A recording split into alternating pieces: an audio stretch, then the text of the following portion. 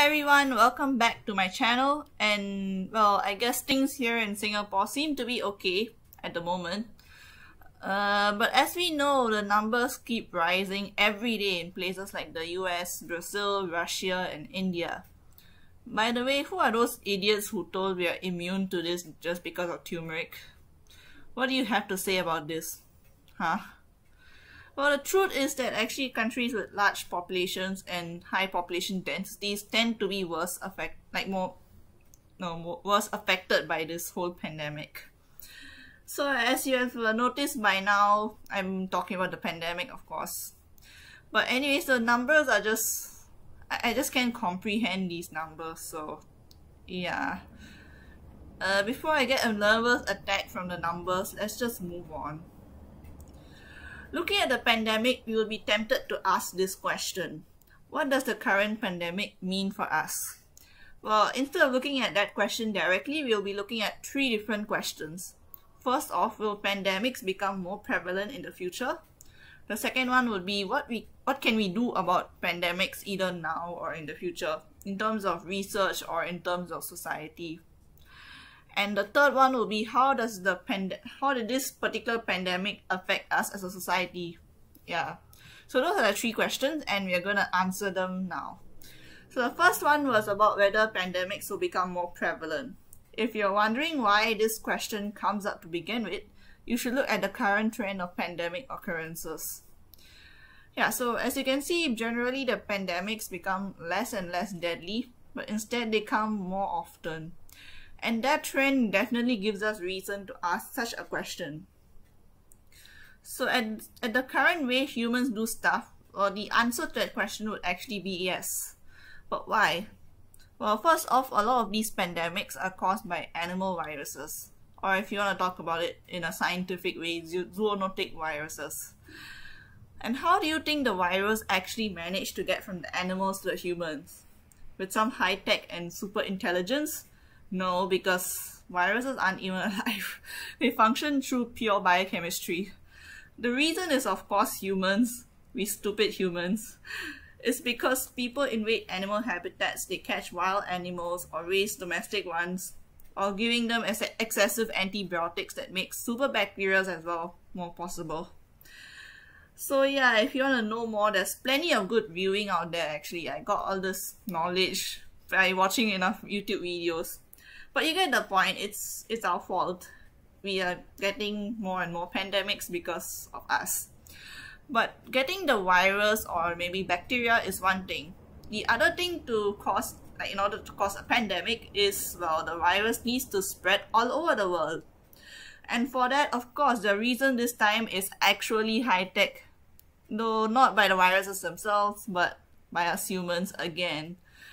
Yeah, I'm talking about the airplanes, the trains, and all of the other transportation that we enjoy. And the fact that many of us live in bustling cities also creates great conditions for transmission of germs. Although we have to be happy that we are able to connect digitally, which makes communication so much easier, and put in contingency plans quickly. Thank goodness for that. I mean, the reason why they are less deadly nowadays is because we have all these contingency plans that help us react much quicker and also better healthcare, which, allows people to not die. Right, so, but are we screwed? Well, yes and no. No, because we do have some solutions that could help change things drastically, but at great cost to our social lives. And yes, because of course we won't follow such socially inhibiting stuff. Way to go, humans. Okay, that sounds very pessimistic, so let me be a bit more realistic. Well, I think it is possible to make things at least a little bit better with some compromises here and there. For example, we can first of all eliminate, our travel to other locations. For example, eliminating travel to other locations might be quite hard, but we can definitely make sure to take precautions such as checking if you're sick before leaving, taking relevant vaccines, and seeking medical attention instead of just flying back if you happen to be sick during the trip. So in other words, you don't be responsible in the sense be responsible and don't travel if you're sick, or if you happen to get sick when you're traveling, you make sure to get medical attention instead of just flying back. Yeah, so, and of course we find it hard to wear masks all the time. We find it hard to do that. We find it hard to have indefinite social distancing for months, and we find it hard to keep really hygienic and everything. But we can definitely do it, ensuring first of all that we aren't sick before going for any gatherings, and not just anyhow going out if you are sick. And also by keeping general hygiene, like not touching your food with dirty hands and just washing them regularly. But there does seem to be one thing that seems pretty possible: work from home. Yes, quite a few people prefer it, like my dad. He can watch TV whenever he wants. Oh well. But as for HBL, I say we need a few improvements to the system, like making it more secure with a sandbox, as mentioned in the CNA video. So basically, a sandbox is like it kind of is like a little constraint for all of the, it's like a little box of security for all of the little apps that you need to use for your schoolwork. And you cannot access anything that's outside this bunch of apps that's within the sandbox. So it's kind of like a security net for the kids so that they don't accidentally go to some, website which they're not supposed to be going to. Yeah. And we probably need to make HBL a little bit more efficient. And even after we make it more secure and efficient, it probably can be done continuously because it's hard, you can't really go on forever without seeing the teacher's face, or talking to them face to face, especially for the youngest of the kids, because it's quite hard to focus on a computer screen for a very long period of time. The older ones seem to be fine though, so it kind of depends on the age of the kids and also the lessons that they're learning. And on the larger scale, we could for sure lessen our contact with wild animals, like literally just let them live their lives and don't hinder the habitats. Of course, I do know that there are some researchers that actually research these viruses, especially the bat, they go to bat caves and then they collect the viruses that bats have, because bats tend to be quite asymptomatic to all of the viruses due to a bunch of reasons. So you can watch a video on that. But the thing is, these researchers are taking precautions and wearing PPE, so they're not really the worst offenders here. The worst offenders are other people who either hunt these wild animals down, or people who don't really know whether the animal is sick or healthy or whatever it is. And of course, that doesn't mean you should just blame them as well. But usually what happens, the way that the virus is transferred from one place to another is through someone hunting the animal rather than someone going there to do research. Yeah, so another thing we should do is to stop blaming each other as well as stop blaming animals for the pandemics. I literally just told that the real reason why they happen is not the animals but the humans.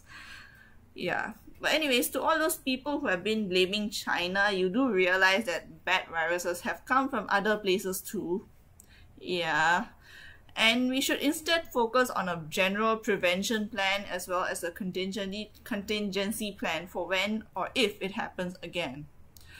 So that brings us to the next question. So what is this contingency plan? What should we do when the potential pandemic comes? Like sometimes we know that something could become a pandemic if we don't control it. So what should we do? Well, in order to know that, we should look at what's been already done, like during this current pandemic. There have definitely been good and bad moves by various countries. Let's look at them, shall we? Well, first off, I'm not leaving China itself completely blameless, because one big mistake they did was to tell the world about the virus a little bit too late. It told it like 7 days later than it was supposed to. So you can look at it in the article.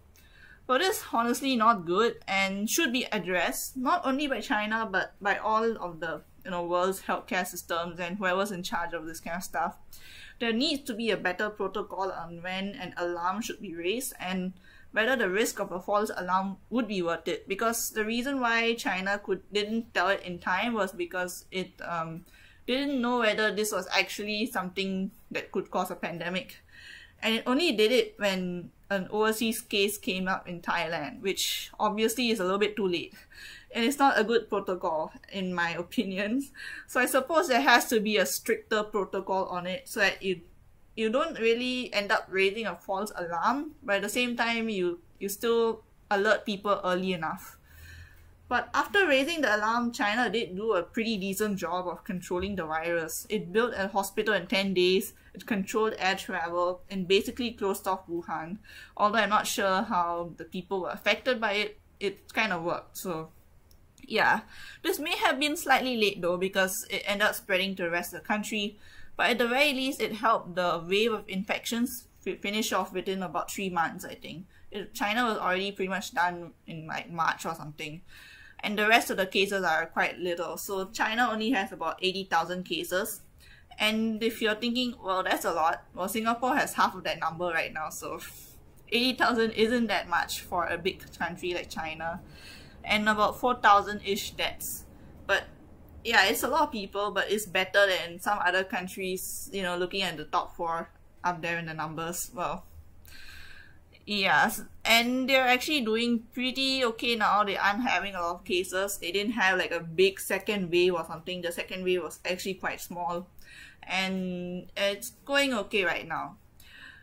But if you want to see a real success story right here, let's look at Vietnam. So Vietnam has 0 deaths reportedly and have kept a fairly low number, around 300 cases, despite literally being, you know, near China. So how do they do it? Well, Vietnam is also a communist country and they're a bit like China, so they have this wonderful authoritarian government. But I think Vietnam's government is kind of better than China because they are quite effective, and honestly Vietnam is great, so who cares? Okay, but yeah, Vietnam is great. But the problem is they actually use some heavy-handed methods, so not all countries would be able to do that because as I said, Vietnam does things a little bit like China, so not a bunch of other countries cannot really do such methods because people's freedoms would be quite affected by using such methods. But they did it early and they did it effectively, so they managed to control the number of cases in the country, and that is really cool. So let's look at a slightly less authoritarian country, which would be Taiwan. Although some people might debate on whether Taiwan is actually a country, but let's just say Taiwan. So in Taiwan, what did they do? They had a pretty effective health ministry, and the people also followed very well with wearing masks and stuff. Unlike our people here going for, you know, BBT when they're about to close. Taiwan actually did, like, the people there did what they were supposed to do, and that kind of helped a lot. Yeah, so on the other side of things, you know, we need to look at the other side of things. And of course here we do have success in containing what already started. So like when we find cases, we make sure that they stay contained and try not to spread too much. But we also have failures in covering all of the hotspots, especially the dormitories. And that led to a huge number of cases within the dormitories. But instead, let's look at our favorite country to tease because, I don't know, I like to tease this very interesting country called the US. Yes, US. US, you give us the most bleak situation possible. US has a president who I have no idea how he got the post, an easily impressionable bunch of people who decide to drink bleach, and of course, a pretty late response in some measures. The shortages of ventilators and disinformation seem to compound things even more. Luckily, they still have competent people like Dr. Fauci and his team, as well as a decently large hospital system. So, you know, at least they have those important people that are actually doing things correctly. Even though they have a lot of weaknesses and stuff. That's the reason why the US is very, very messed up right now. Everything is basically messed up its response to this whole thing. Anyways, as for India, well, turmeric definitely did not help them, but honestly the government there actually did their best. At the earlier period of time, like in March especially, I think their way of doing things was actually quite good. But after the lockdown ended, things just the wave just came on right like the wave of infection just came on right again. But the reason why India has a lot of infection, like a lot of cases, is because it has a very, very huge population. It is the second most populated country, let's remember that. And two, because the people don't really want to follow along sometimes. It is kind of like the situation here where people don't wear masks sometimes and they like to go for BBT and stuff. But it's kind of worse there. So it's a bit hard. It's a bit hard to get them to follow along sometimes, especially those in the neighborhoods that are less literate and are less likely to actually know what's going on and know what to do. So from all of this, what can we learn? Well, the first thing we have to definitely start early and keep certain measures on even when the wave of infections is over. This could include travel restrictions, increased checking of incoming and outgoing passengers, having a robust communication system and a robust contact tracing system to help with the human side of things, and of course, constant education on things like, basically pandemics. Because by educating people, maybe they are more likely to follow what the government says and are more likely to know what to do when such things happen. Literacy is quite important in this scenario, in fact. So even outside pandemics, it's important to educate all the little kids on what to do if such things happen in the future, so they can be a little bit more compliant when such things need to be done. Yeah, like wearing masks and practicing social distancing and not going to the BBT shop. You know what I mean? Yeah. So two, the second thing that we'll need to do is to best the viruses and bacteria by researching them more. So basically we race ahead of them and research them so that we can be prepared to deal with them. So even if we research the viruses or bacteria that aren't the exact same one as the one that comes in pandemics, at least we can probably research those in the same family, and we can get definitely some valuable information from that, because that will help us in developing vaccines when the actual one comes along.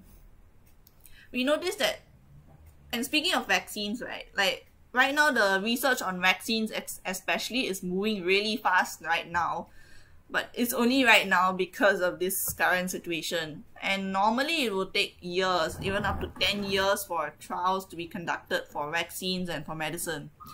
So maybe what we can do is to give more money, or we can have a more efficient and still sensible process. Like we don't compromise on the safety of the process, but we instead try to decrease the amount of time that we require to actually do all of these trials as much as we can within the current limitations, so that we can actually get medicine and vaccine out much more quicker, even in times when there's no pandemic or anything like that. And I know that's hard. It's actually quite hard, because it's not just the systematic limitations, but also the limitations in terms of doing a trial to begin with. Like when you conduct a trial, you need a certain amount of time before you can see any results, and that really takes a lot of time to do. But at the moment, we should do what we can do in order to make it faster. At least for those who are actually able to do, they may know, there are some people who might actually know how to do this, and they should be given the opportunity to actually try to do that, try to help make the process a little bit easier, a little bit faster as well, while not compromising on the effectiveness and the safety of the process. Yeah. So one example of making yourself ready in terms of research is this video where they research on many different kinds of viruses and bacteria that we haven't even encountered yet, normally in the sense, and they try to see if they can make vaccines for those viruses and bacteria, which is really going 3 steps ahead of everyone else. Yeah, so if I have the video, I'll put the link there. So the third thing we should do is to we should learn from the pandemic in terms of what worked and what didn't. During this current pandemic, we did many different things, right? So we need to know what worked and what didn't, and subsequently adjust our systems and policies accordingly. So for example, maybe having a stash of extra ventilators or medical equipment that can be loaned to a hospital, or maybe having some extra buildings that I guess they don't have to just sit around and do nothing. They can be multi-purpose, like an expo hall kind of building that can be easily used as hospitals only when we need them. And in terms of education, maybe new ways of learning and new ways of examination, especially because examination has been more affected than classes itself, because examinations tend to usually be done in paper, like on paper and stuff. Electronic examinations are quite hard to do sometimes, but just because of all the so-called security concerns and in terms of cheating concerns. So most examinations are usually done on paper, and because of this, when we are forced to go online, it becomes really hard to continue doing examinations the exact same way. So this is one thing that we've had to think about as well. And these things, like thinking about all this and actually implementing new ways of learning and examination, they're definitely expected to come in the future. And of course, we are going to be expecting work from home in the long term for all of those home buddies, all those people who just like sitting at home and doing work there instead of going to actual work place or anything. Yeah, we're likely to see more such allowances to work from home, because sometimes that is even more effective than working in the workplace itself. So of course, as individuals ourselves, we should also strive to make sure that we aren't too hard hit when pandemics occur, because earlier I just mentioned what will happen overall, like in terms of societal preparation. But in terms of individuals, we should also be prepared. So we should prepare by saving enough money, and we should prepare by educating ourselves, because even if the government tries to educate people, it may not be enough, or it may be a bit too late for those who have already finished schooling and are adults. So especially the adults should try to educate themselves on the science behind this, rather than listening to dumb speeches by Trump or getting all anxious over the COVID numbers. We should definitely go and watch those like the science channels which are covering the COVID-19, and they are giving quite a lot of information that will help us make more informed decisions on what we should tell when our family member asks, oh, who started the COVID-19 pandemic? Yeah, pretty much that. So we should definitely be more educated and maybe educate other people who may not be aware of the same information that we actually need to know. And apart from that, we can also help to keep our government accountable, or at least give them new ideas that might help them come up with a plan that we can also agree on. And we should also obviously find some common sense, because I've definitely seen a lot of people without common sense in the news. Yeah, so by common sense, I mean having trust on what the government advises us to do, plus, having enough common sense to not just go and panic buying a bunch of toilet paper and random stuff. Yeah, like, seriously. So yeah, right, that's good and all. But we have one last thing to talk about. How has the pandemic affected us currently? So thus far I've been talking about what might happen in the future, or how we should respond in the future or currently as well. But now we have to talk about how it has affected us so far, in the sense. So this thing is up to you to answer, because every individual is affected to different degrees. The software programmer may have a decent time with work from home and ample entertainment time plus money, while the GrabFood guy may feel both tired yet maybe a bit better off due to the increase in orders. And the medical staff, especially the nurses, might be extremely tired and stressed due to having to take care of new cases and deal with equipment shortages. So like they have to work 24-hour shifts and stuff like that, and that's really kind of tiring, and it's definitely quite stressful for them. And that's just the working adults. The kids will also feel different, the university graduates will be in a different situation, and the retirees who just want to see their friends might feel isolated. So yeah, it's important to note that, because it's important to know that different people are affected by this in different ways. Like how you're feeling due to this pandemic may not be the exact same way that someone is feeling due to the pandemic. And these differences actually lead to increased inequality between the haves and have-nots, especially when it comes to stuff like computers and stuff like that, because for HBL, there are some children who do not have access to computers. And even if some of them may probably get a loaned computer, after HBL, they don't get access to that computer anymore. And it's quite hard for them to access materials online, and it really gives this sense of inequality as well. But if you talk about it in a society level, we have definitely uncovered different things due to the pandemic. The fact that here, especially the dormitories are not well managed, the fact that there may have been some leaks in our earlier COVID management plans, and other such important facts. So, but that's just here. What about other countries? Well, we have also managed to find out how different countries were affected by the pandemic, and whether this difference was influenced by certain strengths or weaknesses in the country's ruling powers or other institutions. For example, in Europe, the lack of EU's power in dealing with such crises, which probably contributed to the fact that Europe was quite hard hit. Or, in US, the inability of the Trump administration. Yeah, I guess we all know that. And in terms of strong systems, we could talk about South Korea or Taiwan's health ministries or health sectors in the sense. Or we can talk about Vietnam's ability to be heavy-handed and quickly, give an end to the whole possibility of even having a pandemic there. Or we could talk about how Iceland managed to do away with the lockdown and they're still fine. They're not too bad actually.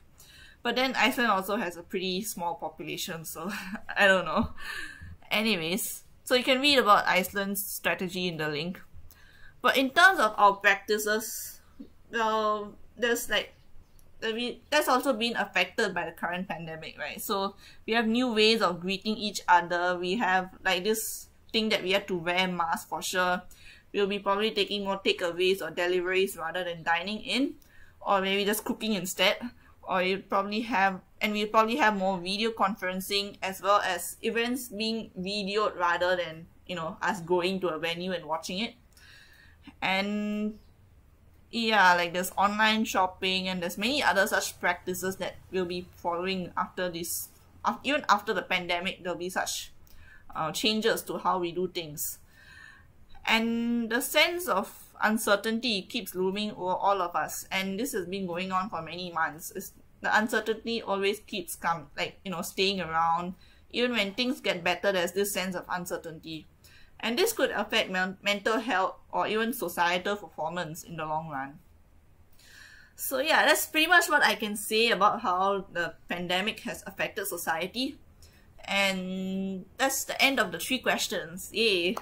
So in conclusion, well, I didn't write anything for the conclusion, but what I would like to say in terms of concluding this is that the pandemic is actually quite an important a thing that brings up many important points about how our society functions, how our institutions function, how we as a human species is prepared or not prepared to deal with such viruses or maybe even future pandemics in a sense. So it's interesting to actually look through this whole set of information, to watch all the videos on the scientific part of the COVID-19. Like all the content, right? There's the scientific stuff. You should watch those. Don't watch the boring, don't watch all the newsy kind of stuff because you'll just get more anxious. Instead, watch all the sciencey stuff and get educated on how all these things actually function and how you think you could make things better in the future maybe. So yeah, that's the conclusion. And if you found this video useful, please press the like button and subscribe. And with that, I would like to say thank you and bye.